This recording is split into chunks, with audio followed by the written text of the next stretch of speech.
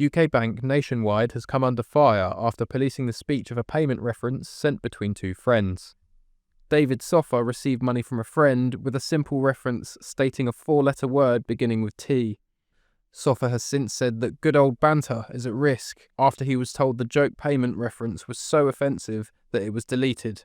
Nationwide informed him that his friend's details would be deleted as they stand by stopping people from using words that could cause offence.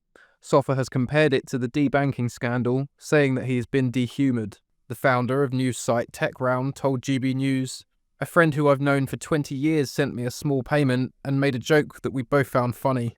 It's crazy that we've been effectively told that we should find a joke offensive. We've heard a lot in the news in recent times about people having been debanked and accounts closed for all sorts of reasons. Now it seems like we've got to the stage where a joke as part of a transaction between two friends is adjudicated by a bank and determined to be offensive, when no one finds it offensive." Soffer, whose techround.co.uk site has previously covered the debanking scandal, added, "It's concerning that we seem to be going from debanked to dehumoured, which is sad. Now, not only are people's bank accounts at risk, but good old banter between friends is too." Soffer's friend, who also banks with Nationwide, sent the £40 payment after enjoying a meal out.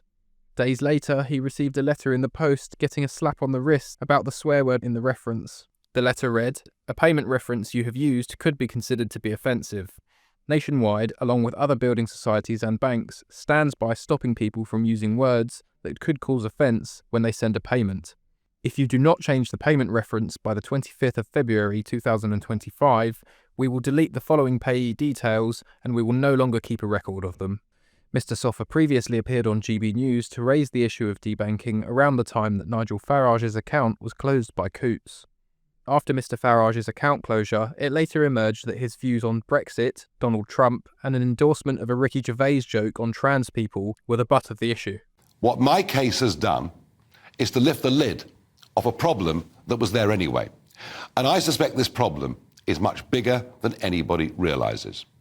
Debanking has been happening on a very, very big scale across this country, and it is men and women running small businesses, above all, that are being targeted. The banks certainly don't want to take their cash anymore. In response to the situation regarding Mr. Soffer, a spokesman for Nationwide has said, "Nationwide, along with other banks and building societies, follows Pay UK's faster payment procedures, which were developed with the industry-first step in protecting vulnerable customers and victims of abuse. Where we identified potentially offensive words and phrases being used in a payment before the pay, UK procedures came into force. We contacted those customers to give them the opportunity to change the reference field to something more appropriate or set up a new payment." Using the internet without a VPN, a virtual private network, is a bit like taking to the road without car insurance. All it takes is one unlucky moment to cost you a lot of cash. This video's sponsor is Private Internet Access. They are the VPN to help keep you safe. Click the link in the description below to find out why over 30 million people have downloaded PIA to protect themselves online. A virtual private network is an app that hides your IP address and helps keep your data private. When you're browsing the internet at home, you give up a large amount of data to businesses, to shops, and indeed to social media giants too. Hackers have the ability to steal your personal data with ease, including sensitive information such as passwords, keystrokes, and even your personal photos. Private Internet Access helps protect your personal data by encrypting your internet connection to keep your data out of the hands of cyber criminals. And it's not just hackers either to be concerned about. Information can be censored too. When Canada passed their C18 bill, social media giants decided to ban news content on their platforms. But PIA can protect your ability to consume the news and content you love. Private Internet Access is available for Windows users, Mac OS, Android, Linux, iOS, and you can use one PIA subscription to protect an unlimited amount of devices.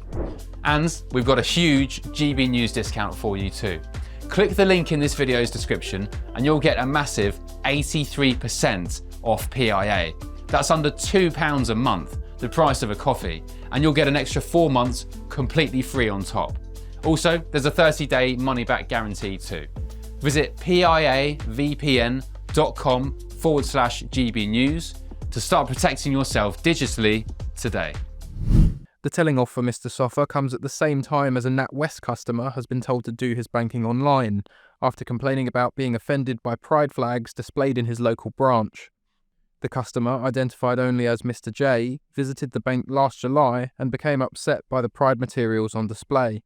He claimed that the flags caused him distress due to both his disabilities and his religious belief. Following his complaint, NatWest refused to remove the pride decorations from the branch. The bank instead pointed out that most of the services that Mr. J required could be completed online without visiting the branch in person.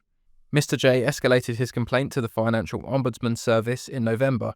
He alleged that the bank had failed to make adjustments required by the Equality Act 2010. The Act prohibits discrimination based on a number of personal characteristics. However, investigators ultimately ruled in NatWest's favour. They noted that the bank offered multiple ways for customers to carry out their banking without needing to visit a physical branch. The Ombudsman told Mr. J that to challenge NatWest's right to display pride materials in branches, he would need to take the bank to court. Ombudsman Danielle Padden wrote, "NatWest is a bank that has chosen to display pride materials along with other paraphernalia at certain times of the year. As a service, we wouldn't be able to tell them not to do that, as they are entitled to celebrate and raise awareness of the communities they serve.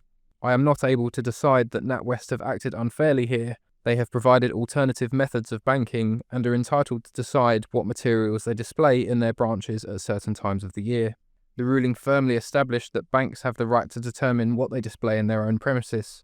The FOS suggested several alternatives to Mr. J for avoiding the pride displays. These included ATM machines outside the branch or visiting a nearby post office. The bank also suggested that Mr. J could appoint a third party to visit the branch on his behalf during periods when pride materials were prominently displayed.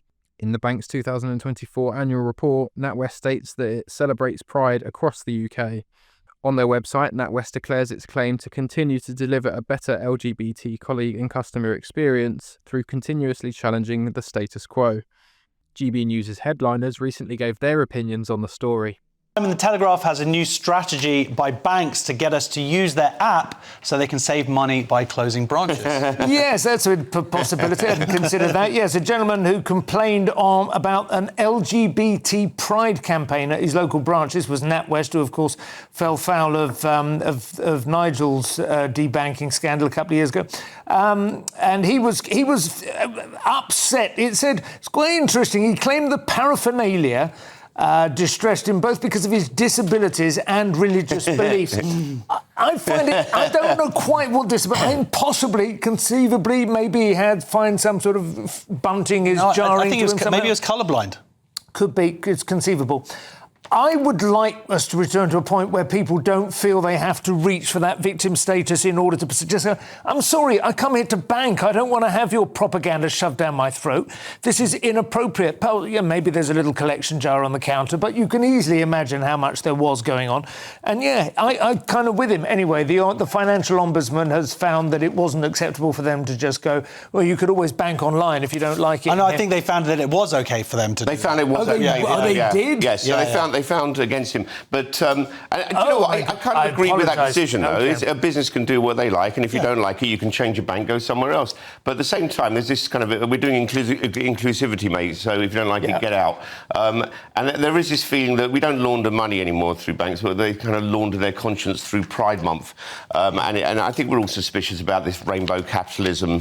Very few bank branches remain open, and it's largely a moot point. Well, to be this is honest. it. I mean, that might be a real thing if they just sort of pack out the banks full of all of this stuff, and people are like, you know what, I'm just going to use my app. By the way, the customer known only as Mr. J. I just want to be very clear, that is not me.